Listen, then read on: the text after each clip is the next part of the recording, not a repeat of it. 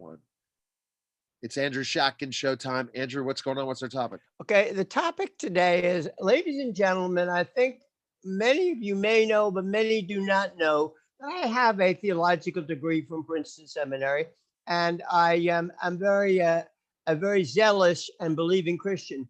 However, as I say, I'm perfectly happy with anybody who thinks different. I'll listen to them. I work with them.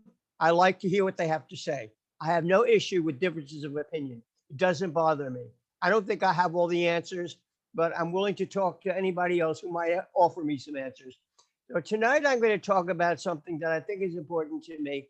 That is the concept of in our society of Jesus as Mr. Nice Guy. Many people, if they want to talk about Jesus of Nazareth, they would see him as a love and mercy.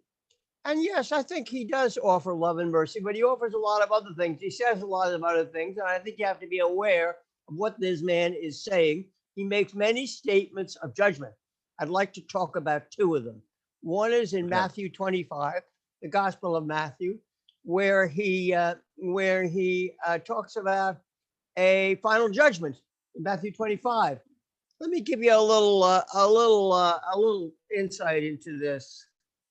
He says that everybody's going to be gathered together, and those who visited people in prison, those who visited the sick, those who did those things, clothe the naked, whatever he demands, he makes.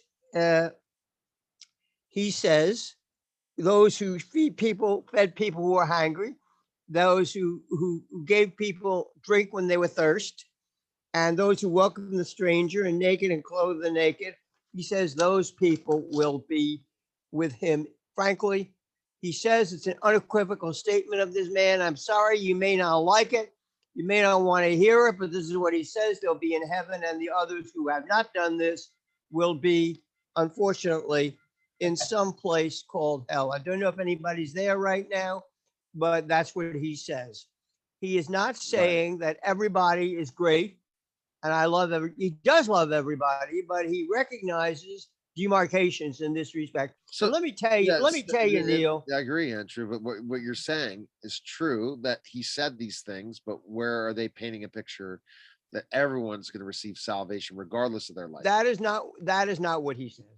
He really doesn't. I mean, he says, and let me put it this way. I wrote an essay in this book here, ladies and gentlemen, essays on faith, politics, culture, and philosophy. And I said, I should be condemned. I don't do these things. I don't visit people in prison. I all I do is work and attend to my own affairs. Therefore, that doesn't make me one of the top people that he says should be saved.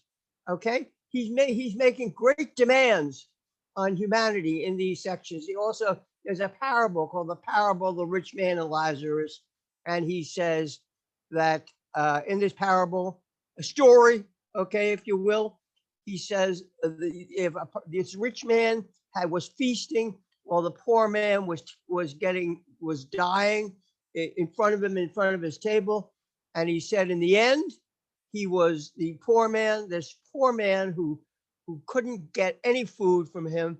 He was in heaven, if you will. I don't know whether it's true. I don't know whether it's false, but that's what he says. Or it's reported as what he says.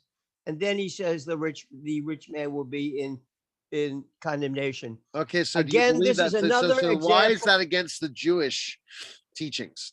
I'm just giving This you is, that he FYI. was The Old Jesus was Testament. Jewish, and I think it is the Jewish teaching. The Old Testament doesn't speak of that. That's It if does. you're being a devil's It, advocate for people that are listening on YouTube. I mean, I'm not as a journalist. I told you I will not give sides. I will you don't kind of take sides. I won't take sides. So I That's won't tell you my okay. true belief system because I won't. But the Jewish teachings taught that rich people are good in the Old Testament. Well, that was their perspective. You're right. They did talk a lot about riches and the king being rich. Yeah, you're right. They thought prosperity was a gift of God. You're absolutely right. But unfortunately, whether you wish to accept this or not, Jesus does not take that position.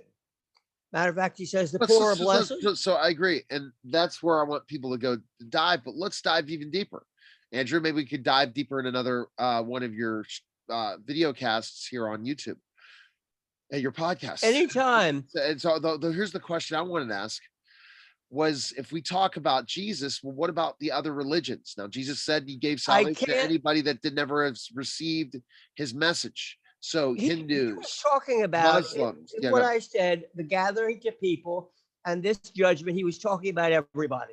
He was not talking. yeah, all he was but if saying you was, live, but look, what if you never he saw? really said, if you don't really love your neighbor in the sense that he tells people to do it, You're not going to go to heaven. you're not going to make it. Exactly. So what if you're a Muslim? What if you're a Hindu? I suppose, and then in their own way, that's up to them. I mean, they have their own views. I respect them. And I'm sure there are very many good Muslims and many wonderful Hindus who do this. And so they'll be, You know, they'll be, Sikhs, they'll be whatever part of the, religion. Yeah, exactly. But so I'm saying because if they are loving their neighbor as yeah, themselves, and then they're they are, trying to then help they people. are, then they are essentially following Jesus' commands. And the two major commandments are what? Love your neighbor and love God and love your Love neighbor as above all yourself. things and love your neighbor as yourself. And then you're set. So if they do that, they're fine. Right. I have no problem That with opens up them. everything. I mean, It that you does. truly believe that God is the one that provides everything for you, and it's not done by you alone. You're not in control of your life. I think that Jesus makes clear in these stories that the issue is your behavior and your responsibility Correct. to your neighbor. So And what about the frankly, let me form put of it this what- way. okay. I don't think I've done that much in that respect, to tell you the truth. But you always improve and grow. But look at so a church body versus this mindset of what Jesus' two commandments: love your neighbor as yourself and love God above all things. Is that in a form of a church, or is that a form of worship in another way? That could be a form of any worship setting or any setting at all.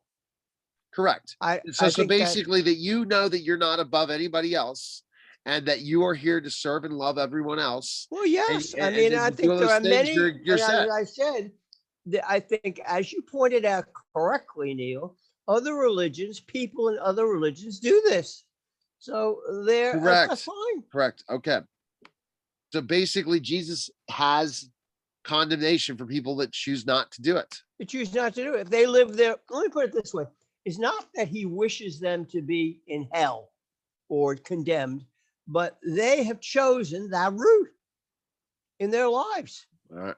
Okay. Let me put it this way. You're a journalist. There are a lot of selfish people around, aren't there? Yes, but there's always selfish people in every industry. But let me put it this way. There are a lot of people that are out for themselves. All right. ShackandShow.com. Great topic, Andrew. Your books are coming out. Tell us about books. The books. I have books. My latest book on the Psalms is coming out in the end of May. I'm preparing another book on the miracles, which is in process. And I'm almost finishing another book of my blogs and sayings of Christ. I think you'll like it, ladies and gentlemen. I hope you'll read it. Let me put it this way. Let me make one statement, ladies and gentlemen. Unless this society gets hold of the educational system and starts having these kids read books and know things and learn history, unless they get shape up in the educational system, our society is going to go down to zero.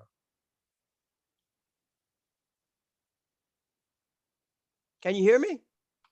I can. All right. So ShackandShow.com. Appreciate it. And take care. Ladies and gentlemen, I don't want to live in darkness. I'm sorry. I want to live where people know things. And that's the present situation. All right. So that's ShackandShow.com. Take care, guys.